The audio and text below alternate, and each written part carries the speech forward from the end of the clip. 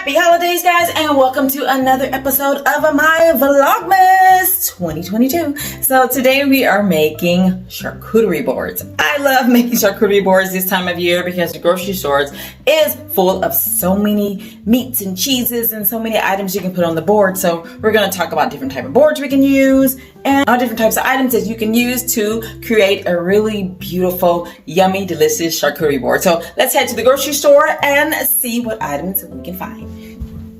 So the star of these boards are the cured meats. So this is a nice trio right here in the slices, or I can get individual packages of the cured slices. And also, let me see, they have cubed, so I can get some cubed slices, prosciutto or pancetta.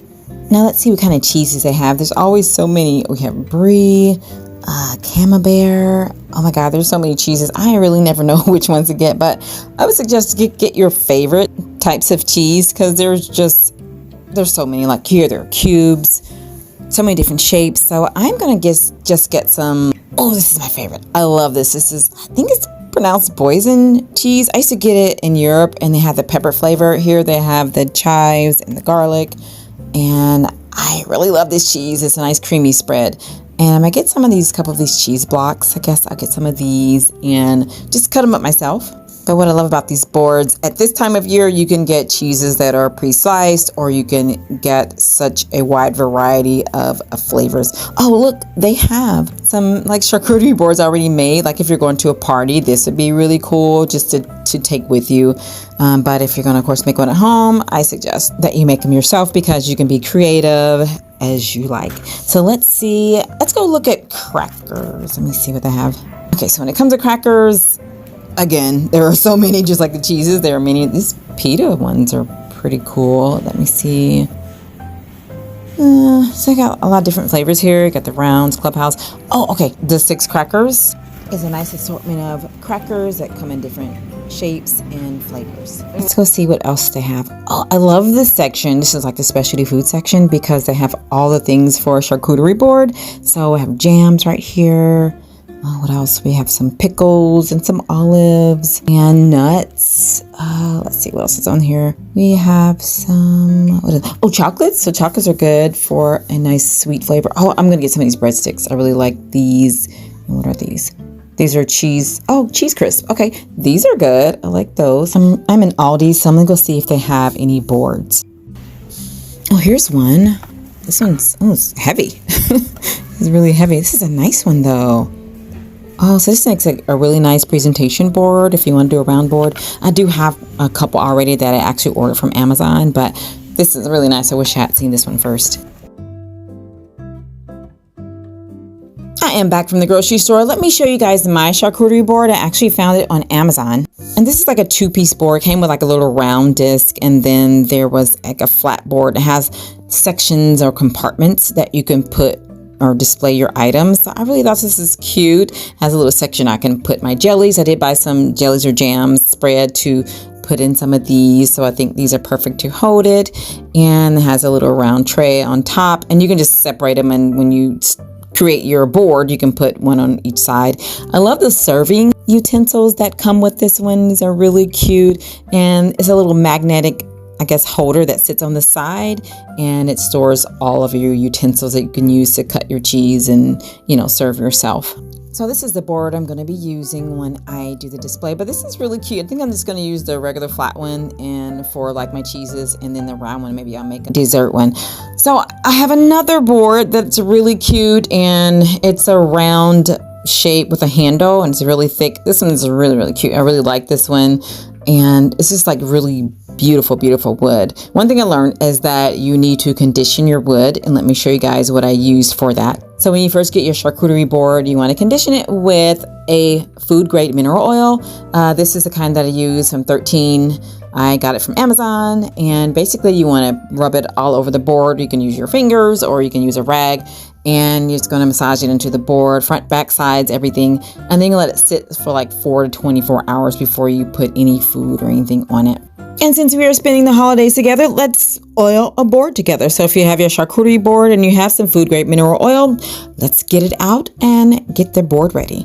So I'm gonna use my hands, and it's gonna spread it all out and just rub it in and just let it do what it's going to do. And I'm going to go ahead and let it sit for overnight. And then I'm going to come back and we're going to see how it looks. But this is fairly easy. Just going to rub it in and keep it going. Like I said, front, back, sides, get it in there. Now check out this board. Oh my God, guys, this is beautiful. You can really see the grains in the wood. This is really pretty. The directions say when it has a wet looking texture, then it's ready. Let's start creating. Here's a diagram if you guys want to pause and use this to help you build your board, but I am going to totally wing mine and just design as I go. I'm going to start with some of these cheese pairing spreads. These look so delicious, but they're made to pair with the different cheeses. That way you can kind of narrow down which cheeses you're going to put on your board. So these are really good. And grape leaves. I love grape leaves. It's my first time putting these on a board, but I thought they would pair really well. And we also have some rosemary sticks. These are just hard, crunchy breadsticks that have rosemary flavor to them. And then I have the 6 cracker assortment crackers, so they have different flavors and different shapes. I also bought a box of mini toes. These add interest to the board. They're really cute and crunchy, and they help enhance the flavor of the cheeses. So these are the 3 different crackers that I'm going to be using on this board. I also bought some almond dark chocolate biscotti and some anise wafers and some chocolate wafers because I think I want to do a sweet charcuterie board. But for this video, I'm going to focus on more of the savory flavors. But just to let you know, you can do a board of all sweets. On my savory boards, I like to add the sweet flavors of fruit. So I am going to add some grapes to this charcuterie board. I bought red and green grapes, and I did buy some cranberries for color or if I want to make a cranberry jam, but I did buy some spread, so I'm just going to use that instead of the cranberry jam. And I also cut up some kiwi for some more color. So these are the cheeses that I went with: pepper jack, Gouda, and some cheddar. I did buy the Boysen cheese and also some bacon Gouda cheese. So like I said earlier, I am just going to cut these into slices and just be creative and come up with my own design, and we'll see where we go from here. I did go with meat slices because I want to create a flower. You've seen where they make like a salami flower. Use a wine glass and you layer the salami around the wine glass and create a flower. So let's go ahead and get started, and please give this video a thumbs up and be sure to subscribe, and let's go ahead and make our charcuterie boards.